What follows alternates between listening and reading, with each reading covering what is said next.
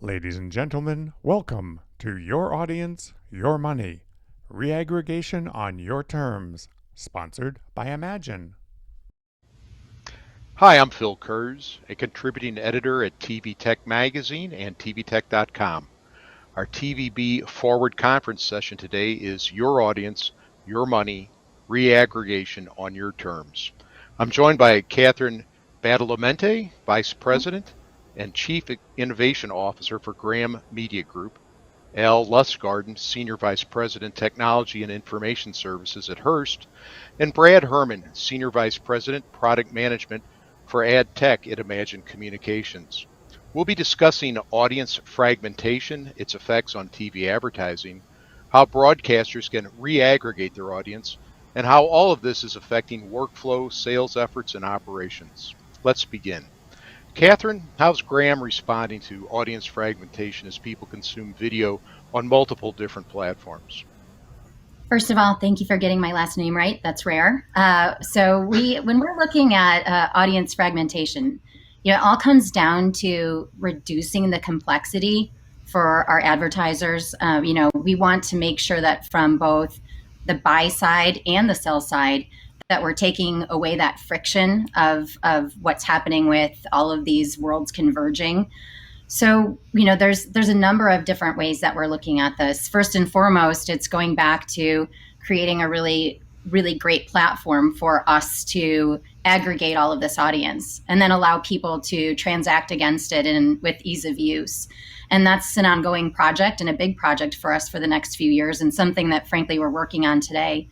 When it comes to the digital side, we want to make sure that we don't sort of lose sight of the fact that digital allows us to have targeting, and an impression is not an impression. When we look at a broadcast impression, that if we don't have that targeting available, that we need to make sure that that's where we're moving towards. And I know that we're going to talk about that in a little bit when we discuss next gen television. But you don't want to lose the power of the dynamic power of digital when you're selling our impressions. And so we have to keep that in mind too when we're looking at aggregating audience.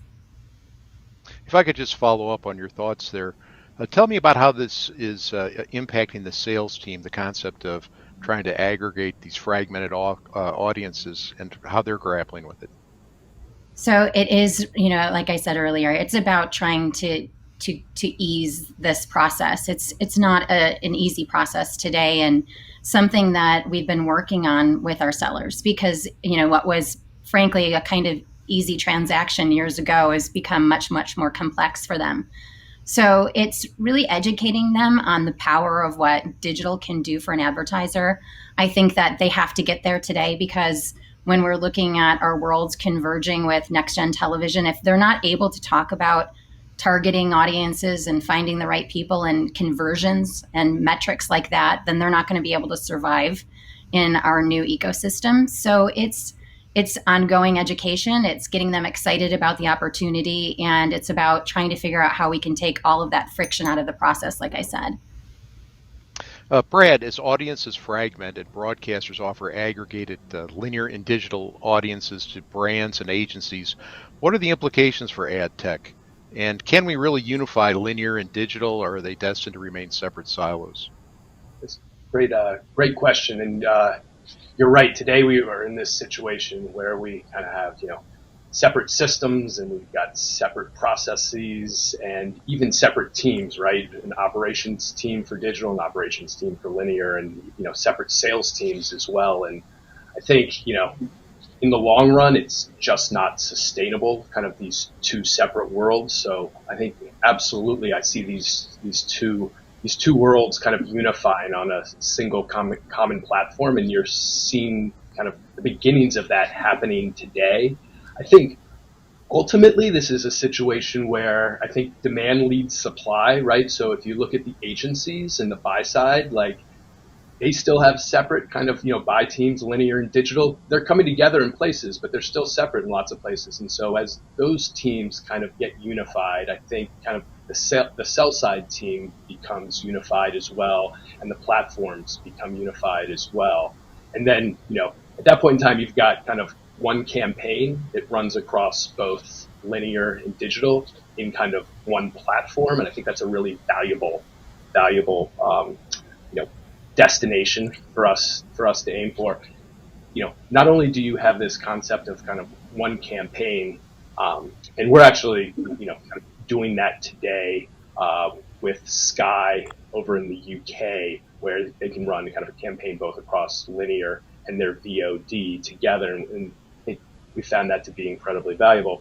But also, as you talked about kind of when you framed up our panel, it's the reaggregation of audience too, right? So it's the ability to understand the linear audience and the digital audience, and either the overlap and commonality between those two, right? So you can do kind of reach extensions, right? So extend the reach of your linear campaign on digital. You can do frequency capping across both linear and digital. You can do sequential ad messaging kind of across linear and digital. So there's a lot of value that kind of common platform unlocks.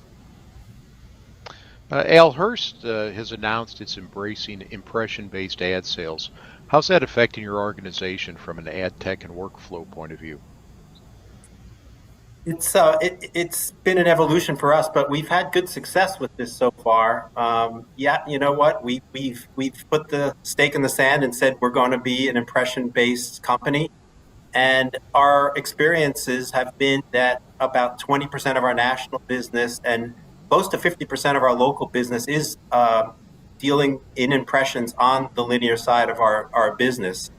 Our transactional systems do offer the option already to place buys based upon impression or audience. So we have experience on that side of the business, but we are starting to see, as Brad indicated, more converged sales, and those are, being transacted through, separate platforms on the back end, and that's presenting some workflow challenges for us as well.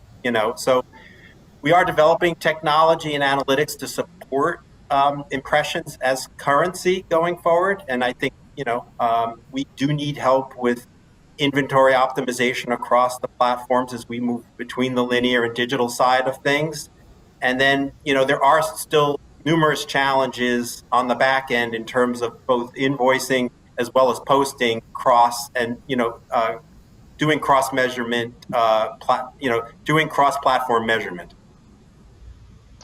Catherine, Al brings up ad inventory management. What impact do you see aggregating audience having on that management across platforms? In other words, the fluidity of the offering. So it is going to be a challenge for us to be able to make that happen where we currently sit. The systems that we use on the broadcast side aren't necessarily digitally friendly. So we've kind of worked through trying to make those systems work for digital and learned that they're not going to work. So we need to sometimes rely more on the digital side of the business to help, kind of lead it, and then hope that the broadcast side can catch up to what we're doing on the digital side. But trying to make it work, in a broadcast environment sometimes is just, an exercise that I think that we've learned is never going to get where we need it to be. So it's to try to lean on the digital side to help sort of inform what we are doing on the broadcast side and start there. Well, Brad, what are the biggest obstacles that you see broadcasters having when it comes to unifying linear and digital ad tech, and are you able to help them meet the needs of their organization? Yeah, absolutely. I think there are a number of challenges, and I'd like to pick up on something that Catherine just talked about. And I think there are what I would call real challenges and perceived challenges.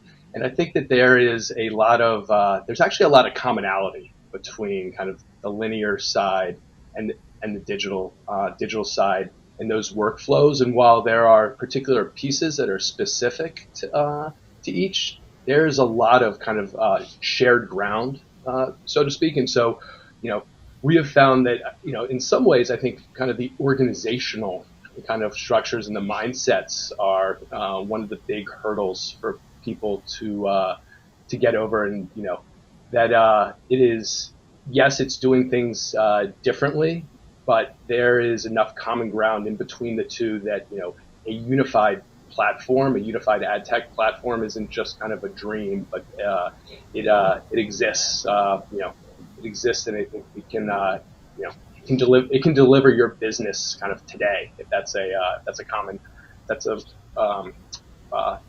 way to think about it. Now, I would say one big challenge definitely is kind of the currency, right? And so I think it's the idea of kind of the spot-based currency versus the impression-based currency, and how to kind of reconcile those two worlds. And there are, I would say, some spot solutions or limited solutions that exist today, but that is one kind of area that we will kind of have to think more about and kind of reconcile in order to kind of unify these two worlds.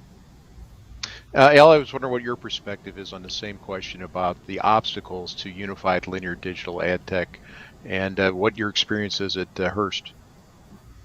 Yeah, so we're working hard in this space, and yeah, the workflows are very similar, but as we've been talking about, the platforms that we're transacting with are disparate. So the focus needs to be, how do you unify workflow through a single platform? And we've been actively looking at options for a sales front end, a sales gateway, a unified sales console, whatever you want to call it, which would allow us to have a single front end, unify the workflow. It would be impression based and enable us to have our sellers access a single seamless workflow so that they can transact both the digital and linear business. It does need to be based upon impressions, and that is a critical element of this. And then we have to address the back end issues of this and unify reporting, and we're working hard on that, as well as the billing and invoicing. And currently, we need an alternative to what we're doing today, in that we need the ability to send a single invoice for both our linear and digital business, which we don't currently have. Catherine, I'm going to shift gears. You brought up Next Gen TV earlier. It has the potential to offer personalized and targeted advertising, and actually it's growing. I believe that we're going to have more than 70 stations, or 70 markets, I should say, on air with ATSC3 by the end of the year. How's Graham preparing for Next Gen TV from an advertising point of view? So we're really leaning in on experimentation, because we think that this is finally going to allow us to be in, this space of being able to have addressable advertising on the linear side of our business. And if we want to be able to compete, we need to be able to have a solution for that, so that we can compete against what we're seeing from the MVPDs and any digital platforms. We've developed through the Pearl Framework apps that are live in Orlando and in Detroit, our two next gen markets that have launched.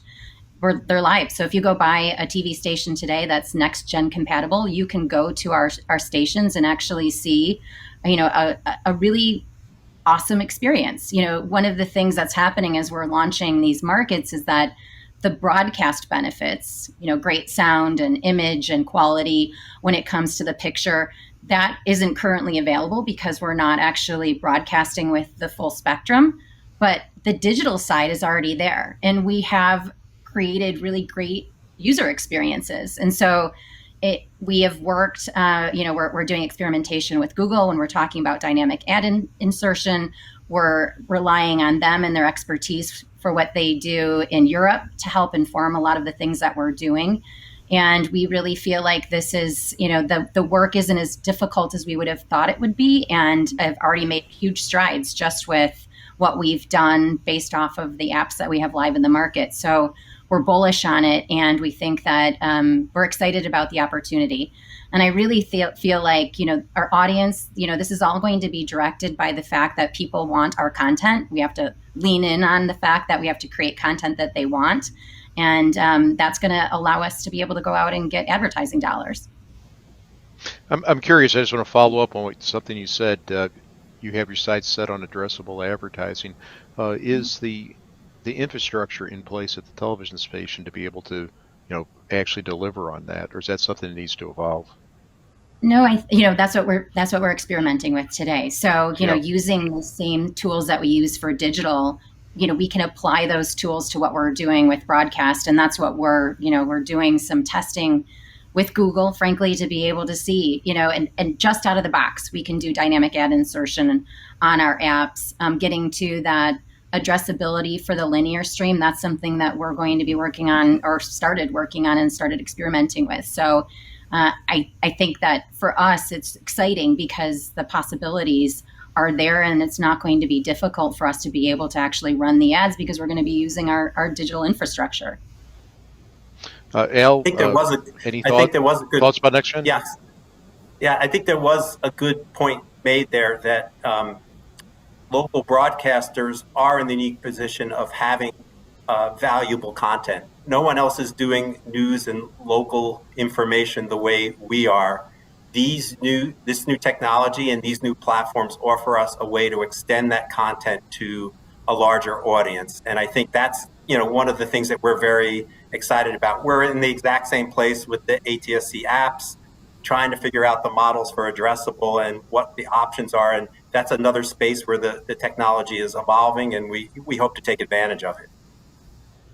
Brad, maybe you could speak to this. I know that Imagine has been, very involved in obviously the other side of this business, which is the ability to make it happen at the station and kind of helping broadcasters transition from one sort of digital technology to another IP-based.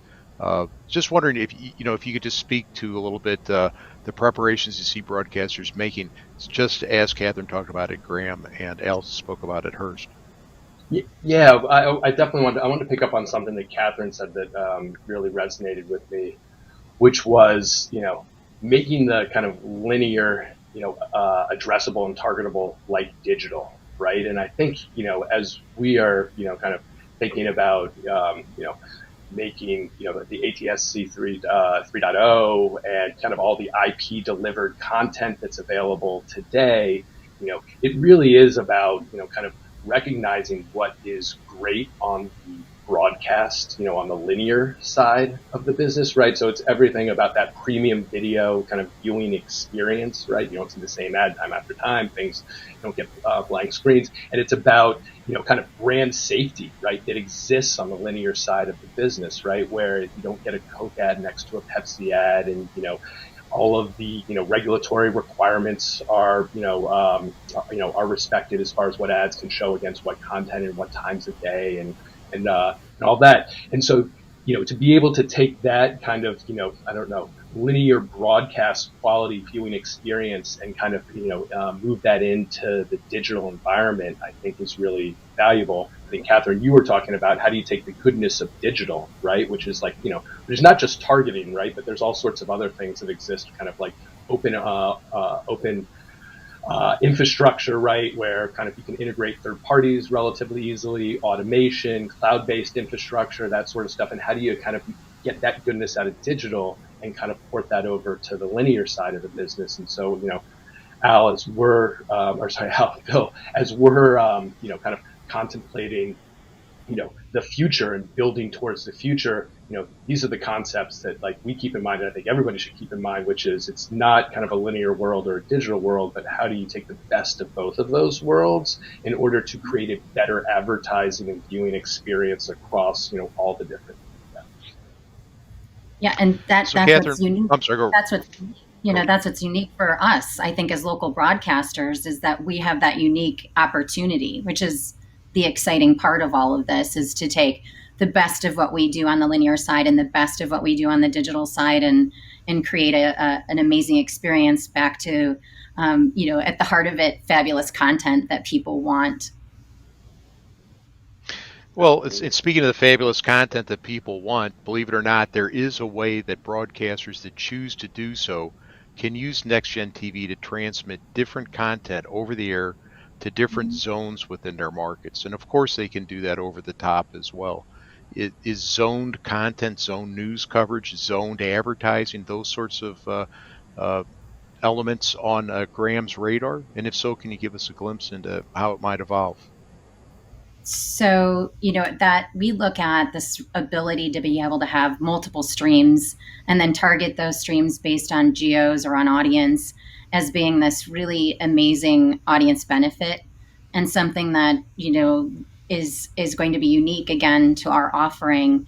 And it can come down to everything from, personalized weather experiences to high school football coverage to all of the different things that we can do from a local standpoint. And so, oftentimes when you have the linear broadcast and you're having a weather event, but it's only affecting a certain portion of your audience, being able to stay with your broadcast, but then, allow those people who are going to be impacted directly by that weather event be targeted with a stream that's specific for them. Those are just, just off the top of my head, the really sort of simple opportunities, but it can get much, much more complex than just sort of the things that we're looking at today from our, kind of traditional local news standpoint. Al, I'm going to shift gears on you. What are the benefits Hearst is beginning to see coming out of the TV interface practices initiative, the TIP initiative, especially when it comes to streamlining the ad process and automation?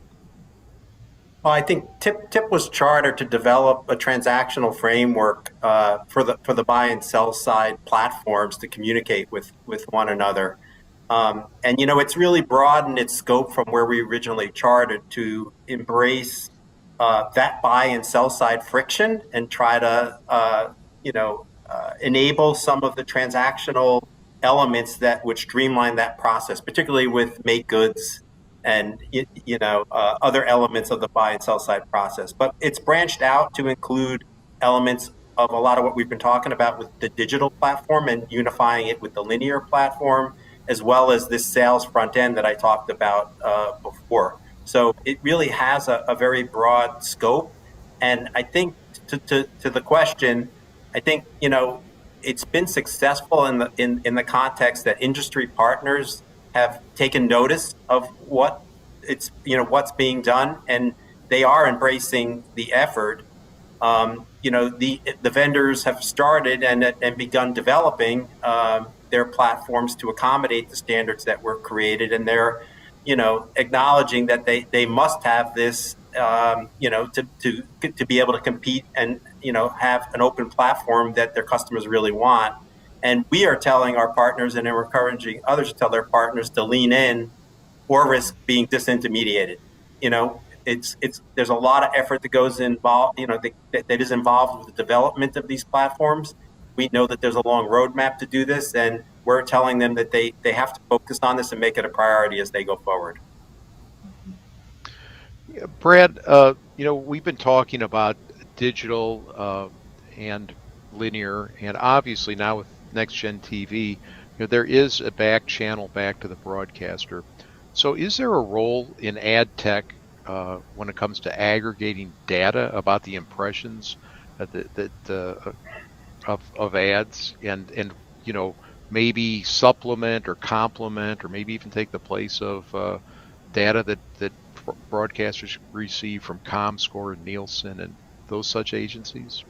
Or is that just something that ad tech shouldn't get involved with? Oh, no, absolutely. There is a kind of wealth of data that exists within the ag tech platforms and systems, right? And that data is both, I would say, kind of on the advertising side. So this Coke ad that ran across a whole bunch of different content, how did that ad perform? But then there's also a bunch of great data on the content side as well, which is looking at all the ads that ran on this particular piece of content. How did this particular piece of content perform, right? And then ad tech really allows you to look at the intersection of those two things, right? How does this ad perform on this particular piece of content, which is really valuable. So yes, the data exists, and then the uses are manifold. I think two of them that I'd highlight is, number one is in campaign, right? Like using that data in a campaign to optimize against an advertiser's objective, right? How do I improve the performance of this campaign while it's running